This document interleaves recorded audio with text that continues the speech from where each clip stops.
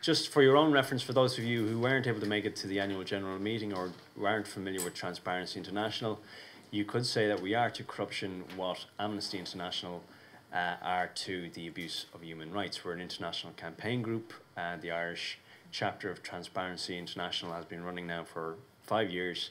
I'm its sole member of staff. I answer to a board of directors and a membership, hence our annual general meeting tonight. But we thought it a good time to host a public meeting on an issue that goes to the heart of government, goes to the heart of credibility of government, as well as to business, and that is trust. And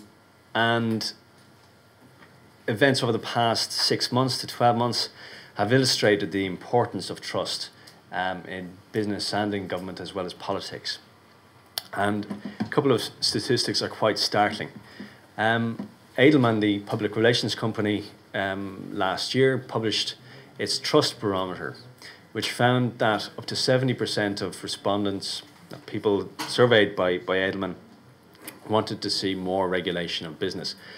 Now, for the business community, that might not be good news, but it does reflect a dearth of trust and credibility in the private sector. And it's not surprising given what we've read and heard over the past year, what has gone on in the Irish Financial Services Centre and elsewhere, that there is such a dearth of trust.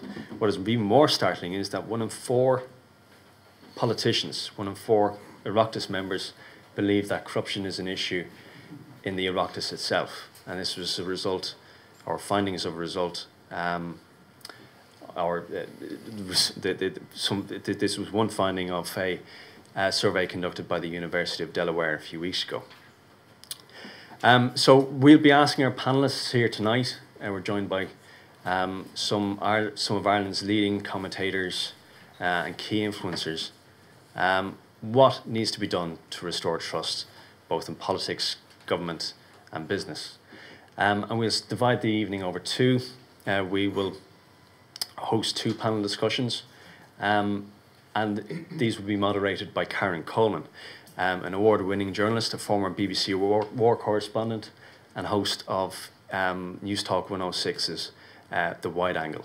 So with that, I will hand it over to Karen to introduce the panellists. Thanks again, and thank you, Karen, for joining us. Okay.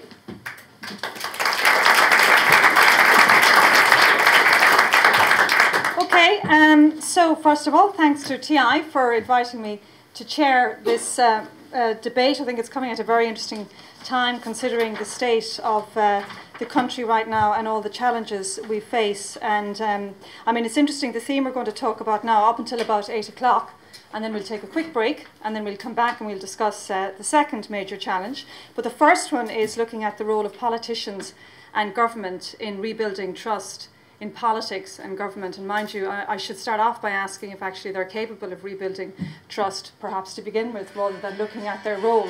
All mobile phones off, by the way, please. Sorry, So it's okay. So anyway, the way we're going to do it is I'm just going to ask each one of our panellists for their opening views about the topic. And then really, I think Transparency International is very keen to involve all of you. So whether you want to make comments and direct your questions to any one of the panellists. So really, we want to try and get as lively a discussion going over the next 40 minutes or so until we take a break and then come back in with the next topic. So let me introduce our panellists. From my left here, Justine McCarthy. She's, of course, a very well-known award-winning journalist in this country, now a columnist for the Sunday Times.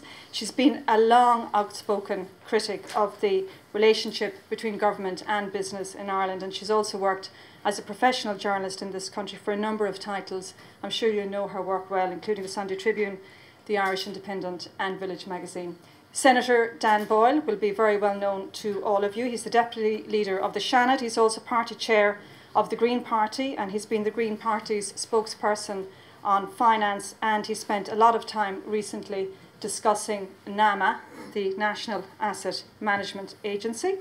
And next to Dan, Susan O'Keeffe is also an excellent investigative journalist. You may remember her investigation into the Irish beef industry in 1992 led to the establishment of the Beef Tribunal into allegations of corruption. And of course, more recently, Susan has run as a candidate for the Labour Party in the European parliamentary elections. And finally, Dr. Cobus de Swardt is the Managing Director of Transparency International. He's based in Berlin.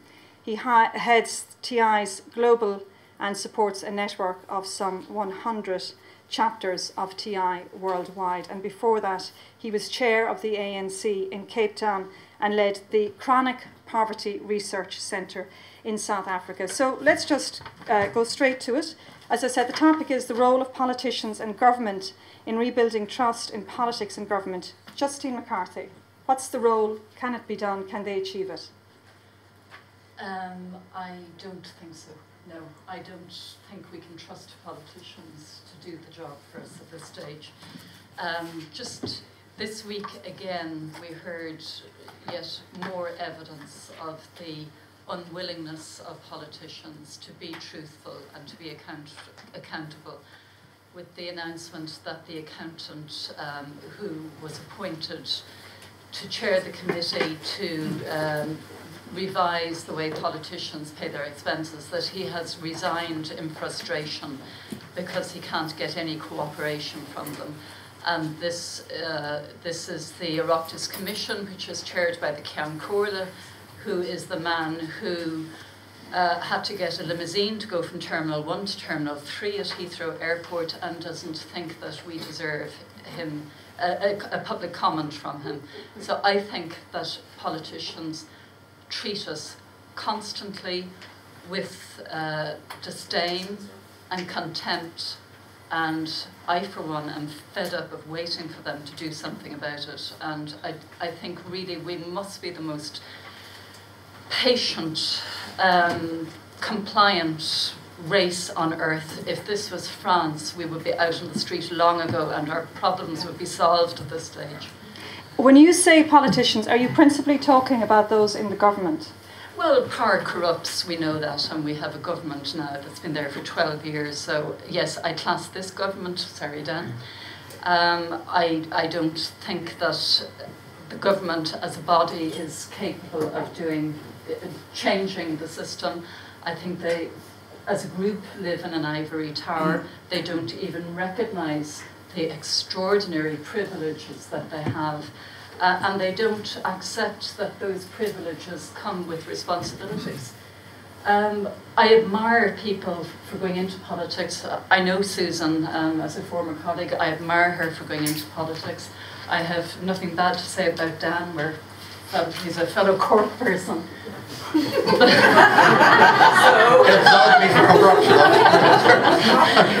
could possibly do anything wrong. Present company accepted. But what you're saying really is that they can't be trusted.